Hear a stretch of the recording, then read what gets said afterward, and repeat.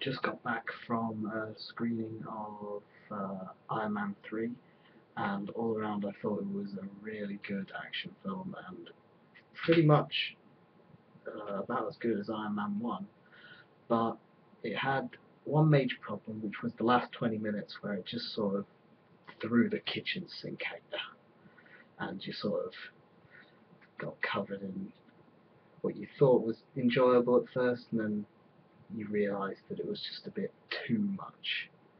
So apart from that, everything else was really good. Shane Black was a really good choice for a director because he's got the sense of humour that Robert Downey Jr. has, and I mean they already work well together thanks to Kiss Kiss Bang Bang, and I think overall they were really good. They really meshed well, and it's really their film.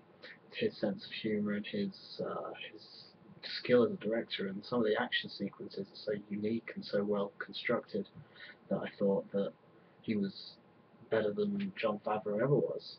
But I think it was the comedy that really makes the film, because at first, for the first hour, you don't really get an action sequence. You get a really long introduction to the new problems that Tony has, and you get all these new technologies and stuff like that, and it has to explain it in a way that makes you interested. So they throw a lot of comedy at you, and it's all fantastic. It's all really well written comedy. I think that's one of the main reasons why it's such a good film, because the comedy is that good, and I think it hasn't been as good in Iron Man 1 or 2 as it has been in this one, and I think that's what brings this film above Iron Man 2 definitely, but I think Iron Man 1 had more heart than this one did.